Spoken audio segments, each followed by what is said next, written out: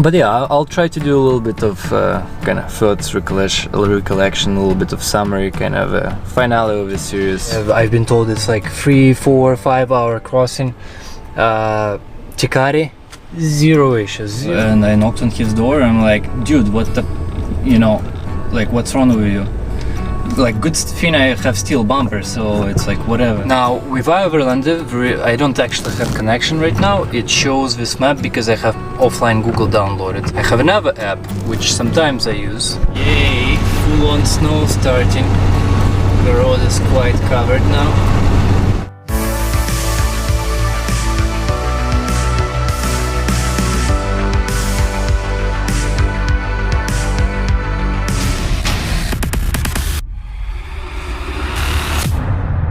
Hey, morning comrades, so this is my last day in Baja. Yeah, I'm gonna be crossing at El Centro, most likely today. And final packing, actually. May as well pack away my fishing rods, the gear, the portable hard drive, all the cables and stuff. Put a big clam boiling pot inside, just kinda organize it back again to like beginning of the trip, so it's much easier for me when I arrive just to kind of unpack a bunch of stuff, although it's not a whole lot of unpacking because most of my setup on back seats now is kind of permanent, really. Like the difference between one trip like this and just regular car load or going camping locally is maybe like 150 kilos difference. It's just my big luggage, few extra items, and that's about it. The rest it's always there. This is the place. Problem is gate. There's like a lock there, so I can't even get out to that area right now. I'm not sure. Like I want to kind of do a little walk, but from this campground it's hard to tell how I can do it actually. And Malecon, because this RV campground is very close to Malecon. It's right there, it already starts. Maybe that's why the gate in here like this is it's so close to all the traffic and people. Alberta, behind him Ontario, and on the other side 2 Colorado and 2 Montana guys. Just loading bulky stuff now. Fishing rods, chairs, water boots, gear, all that stuff. Again, I don't know if I showed or not, this is my water jugs on this side, counterbalance, bottle jack, a bunch of other stuff, and blanket so it doesn't rub against the door and stuff like that, shaking around.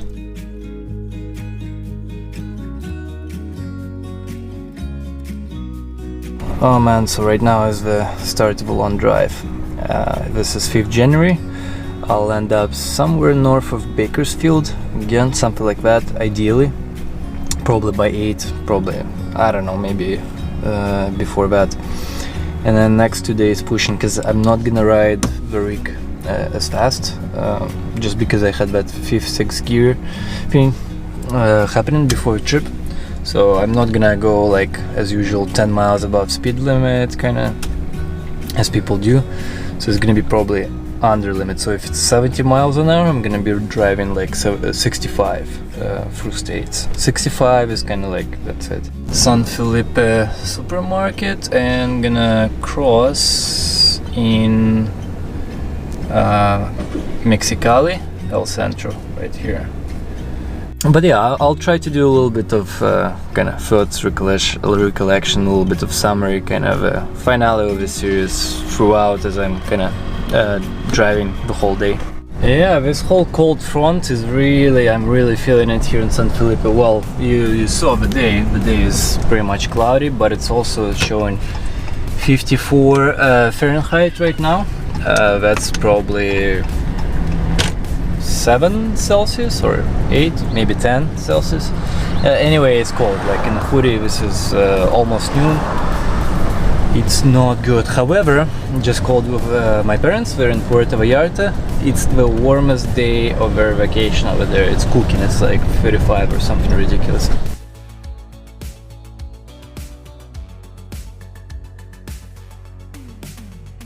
Approaching another military checkpoint on the way from San Felipe to Mexicali. Apparently there's one. I thought I'm done with those already. That was like the most thorough search for me so far in 2 years. Well, they didn't open the back, but around here he was really spending the time digging and all that. But it's not just me. Overall, this post, there's like 3 entrances, and they're really taking their time with RV. I still see RV parked in there, and it was parked before I even arrived. So here's a little bit of thoughts. So if you wanna come on vacation here, let's just start with the type of job you have. In my case, I'm full-time employee. It just so happens at my work that I get a month after working at the company for about it's gonna be like 15 years this year. So after working 11 years, I get 4 weeks vacation time, plus there was lots of OT throughout the year.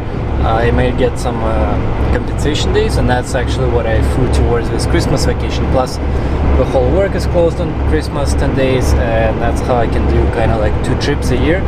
One in August, which is good for US, Canada when it's warm, and winter somewhere else.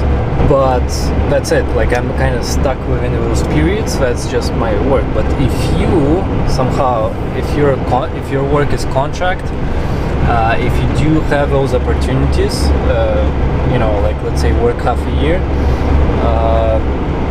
or even like carpentry or something like that, where you're more or less sort of independent, or some kind of a job where you have clients, and then unless you look for clients, you don't have clients, then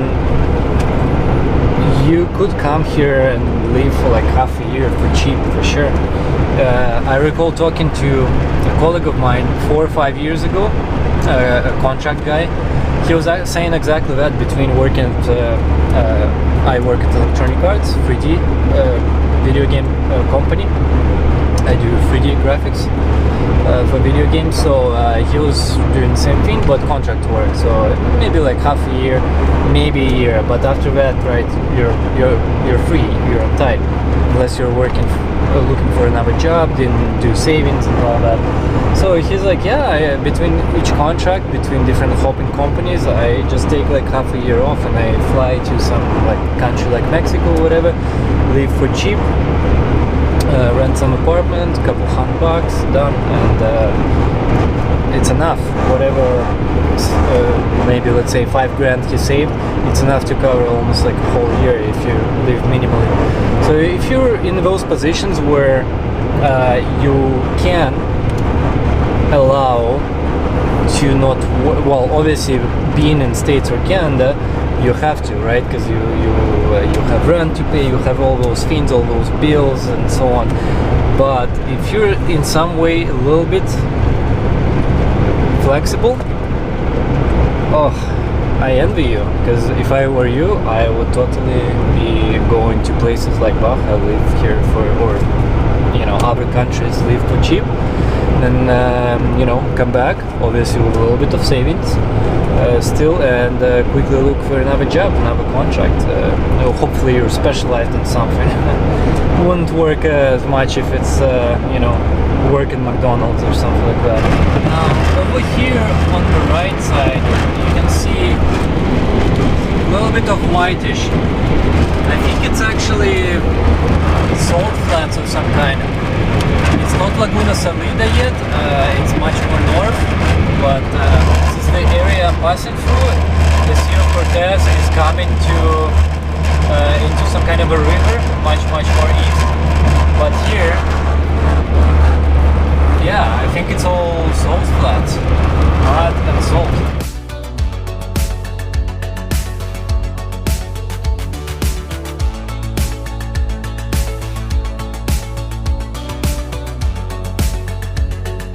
I just saw some Americans or whoever stopped there. I'm like, hey, may as well do the same. Take a picture for this episode's thumbnail on YouTube, because I haven't taken any pictures today. That's the thing. Making this episode's always gotta think about thumbnail. Like originally I haven't, before, but looking at other YouTubers' strategies, how to improve what you're doing, and you know, traffic coming over, it's like it almost needs to be in reverse. You don't create thumbnails and this kind of stuff post-mortem, you actually do it, already think through the video content before you even start shooting. Think about thumbnail as you're on the shoot or at location, you know, think what it's gonna be like. There you go, it's not much, but it's something. Yeah, why not throw a little light bar. This is basically right here is the angle of the thumbnail, likely, unless I find out a better location or something, but this is gonna be it, right here.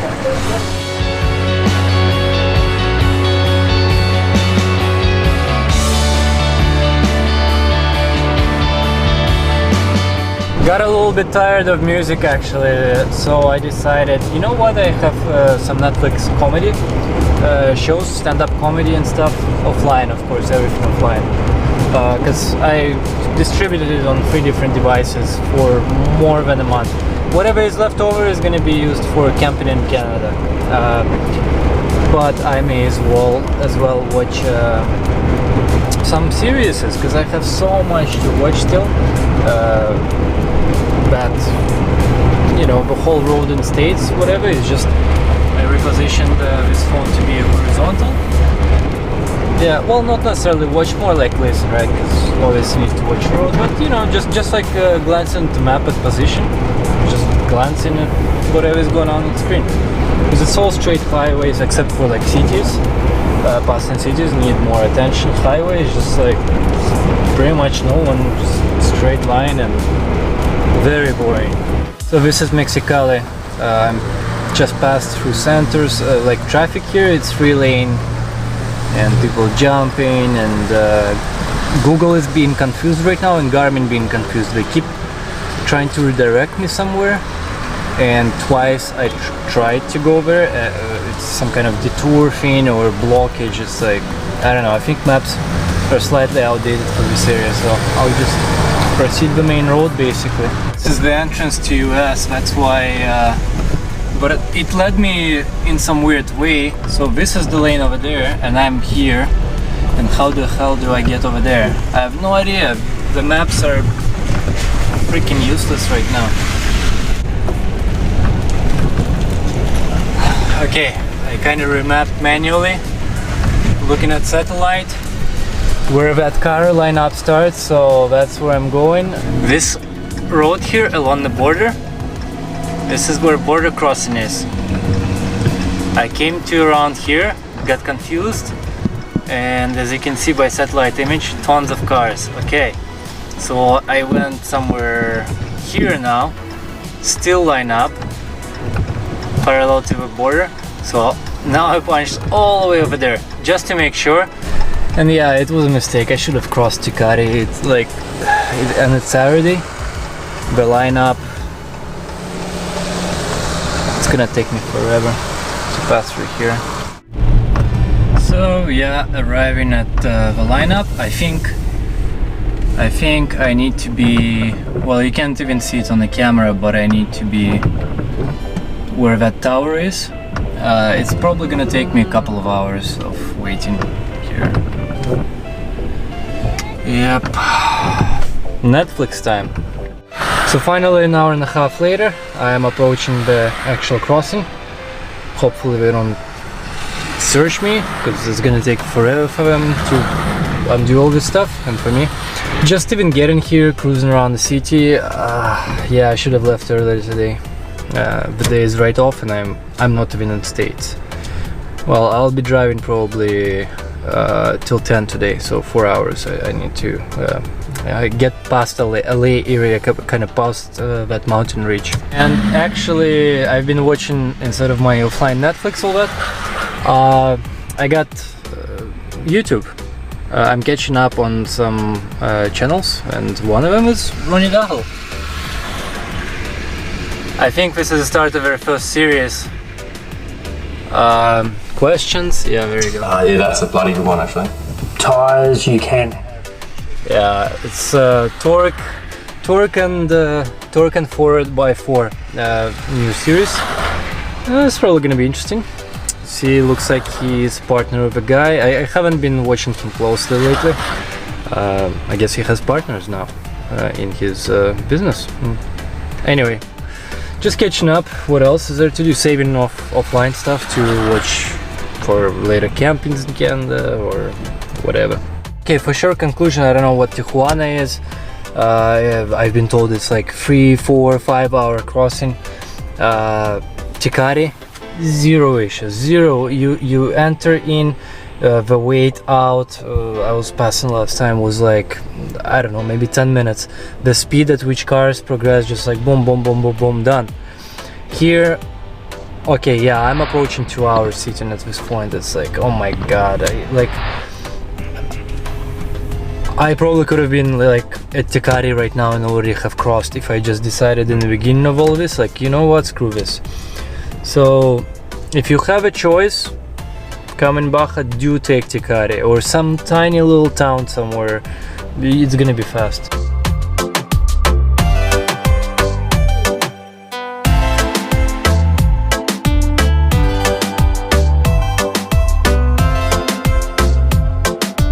I thought it's gonna take 3 hours, but well, I mean 2 hours, but it's already 6:30. I started at 4, and the line there, it goes around the corner. I thought this is here, is a border crossing, so it's gonna be 3 hours if I'm lucky. At this rate, probably 3.5 hours. Yeah, could have easily gone Tekate by now and crossed. I guess one pro tip, I kind of expected this to be long when I was driving by, and I stopped in neighborhood, emptied bottle of water, so it would become my pee bottle. Well, for guys it's much easier, right? And plus it's easier because I'm high, I'm above all other cars, so even when I kind of lean sideways, put a bottle here and, you know, direct, no one can see me. I don't know how other people doing it. I'm 3 hours almost with everyone else. Like, where do we go to washroom if they want to, bathroom or whatever you call it? What about women? I don't know, maybe people have 3 times size my bladder. In Overlander found a spot just above Santa Clarita. Plotted it 4 hours, 7 o'clock almost, and the damn road just keeps on curling around the city. Like, I'm separated already, you know, like going in the lane, but here's the city right here.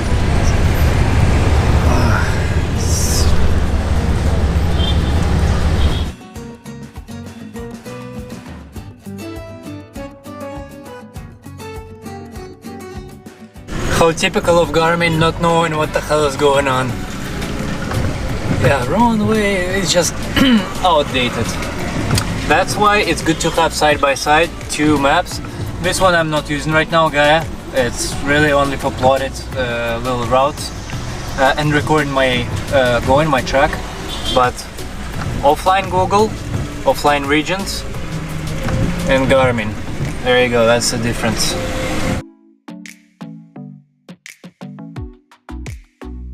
Finally, 7:30, I'm gonna reach the stations, and look at how many lanes. There's so much traffic, so congested here that actually I smell gasoline everywhere, like vapor. It's just inside the car. It doesn't matter if I open the window to ventilate. It's just everywhere, just exhaust. This guy in front of me truck, he kept once in a while like standing, and then before moving going reverse slightly, tiny bit or whatever, and all of a sudden out of the blue he just backed into me, actually bumping into my bumper. So I moved out, you know, and I knocked on his door. I'm like, dude, what the, you know, like, what's wrong with you? Like, good thing I have steel bumper, so it's like whatever. I checked my frontal camera, it's undamaged, it's all good. So wow, what an idiot.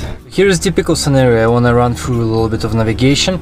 Ideally, I want to shoot a video at some point in the future about my way of navigating things, especially civilization. You're looking for like emergency camping, you're tired, this kind of stuff. But I'm like 20 videos behind plus this series, so let's do it on a go. So I was coming from San Felipe today, and I estimated, while border crossing took 4 hours, I estimated that in order for me not to be too tired and not to wake up tomorrow too late, I should camp in this area here somewhere. And I picked in here. Where are you? Where are you? I picked this spot right here, near Redlands. Okay, this one. I have Overlander app. Okay, so I read some comments. Well, actually, just a little further. There's some points here near Mount San Antonio. However, reading some comments, they're not such good places and a little bit too long of a drive. So I'm like, okay, let's do this.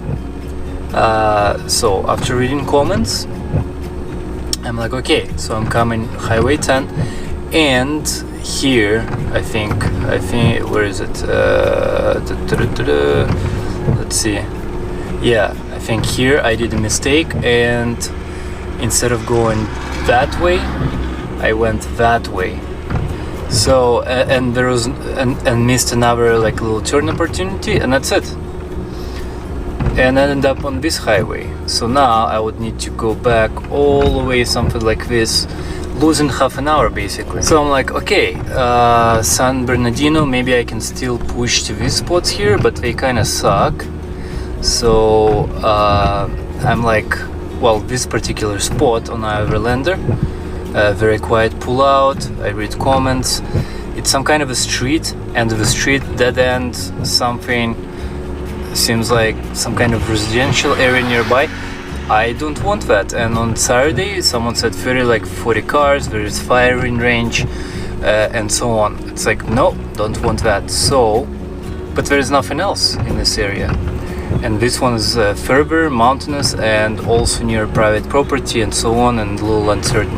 Okay, what do I do when I'm running out of time? It's already 11:25. Well, I'm almost actually there.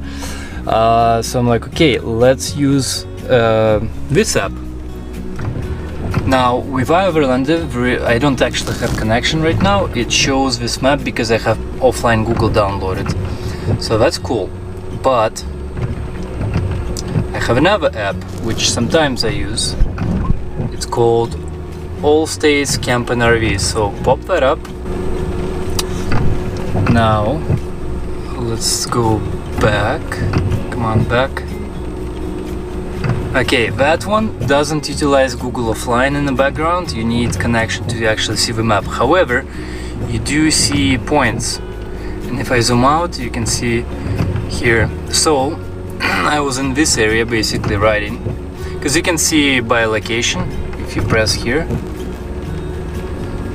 shows your dot location on the map. So roughly, because you know which direction you're kind of going, I'm like, okay, so there is something on the way here, but these icons indicate that it's only RV park only. Means no tents allowed and no sleeping in the car, because I've been twice denied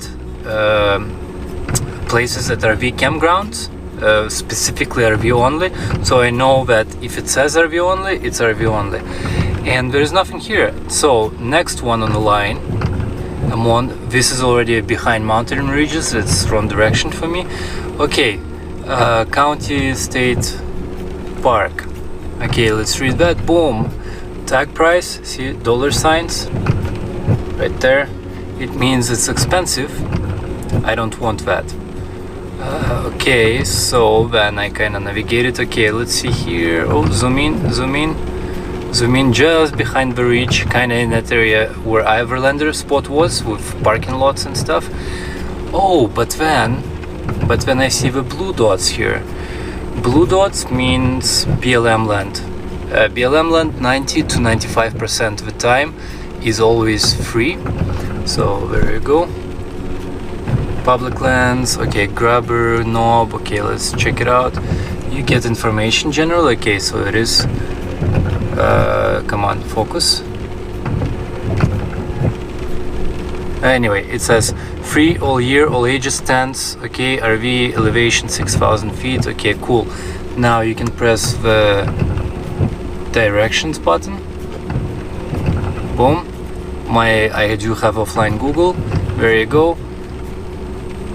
Now it replotted it from where I was over there to here, 50 minutes. I'm like, okay, can I push 50 minutes? Yes, I can. It's gonna be free, it's worth it, and plus even there's nothing else that's not, well, there's that one on the way, but it's like triple money sign. It means it's probably like 30-40 bucks American. For me it's expensive, it's like 50 Canadian.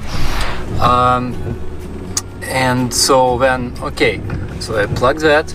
Then in Garmin I just quickly boom, navigated to that spot, and yeah, replotted it right here. And the reason I do in both is because for civilization I do look at Garmin unless I see that it's starting to get confused or something like that, because here with Google I can see, here you go, if I start navigation it zooms in, but what I usually do is I zoom out, so I get bird's eye view on this map. On this map it's closer in, but also the beautiful part is I like it that it displays a speed limit. So this way I never have to care about signs, looking at signs, none of that stuff. I just look at current speed over there, so rarely it lies, and I just go by it. I don't need to look at sides. I'm usually, when I'm highway outside of the city, like heavy traffic, I'm not even present. I'm thinking about things. It's like full autopilot. My eyes glance at maps once in a while, but I'm not really present. You know what I mean? Like I'm not here. I'm not there. I'm thinking about things, thinking editing, future plans, future rig, all kinds of things. So for me, it's crucial not to, well, to zone out kind of thing. Just avoid any distractions on the road, which is signs, looking at things, cars. I set cruise control, whatever speed this is, done. So this is civilization, and yeah, I'm almost here. I'm gonna crash. All year open, so that means doesn't matter if it's winter right now. I'm gonna have a free place to sleep.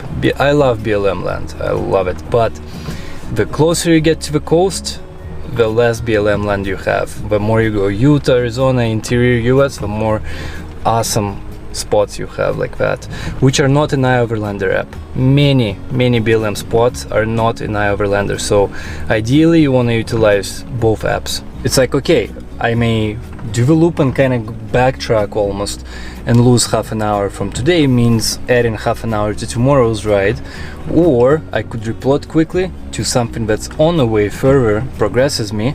Yeah, I may, well, I'm still pushing the same 30 minutes I would push backtracking, except I'm not adding 30 minutes from to tomorrow.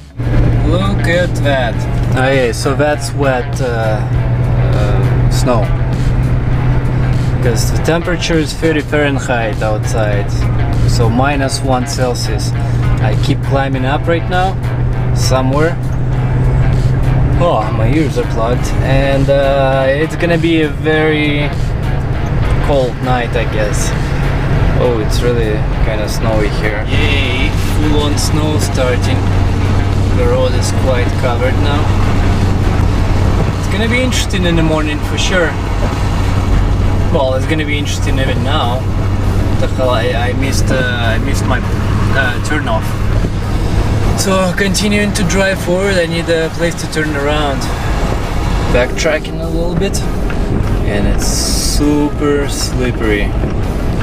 I'm going like in first gear basically, because yeah, the brakes are at any higher speed will be useless.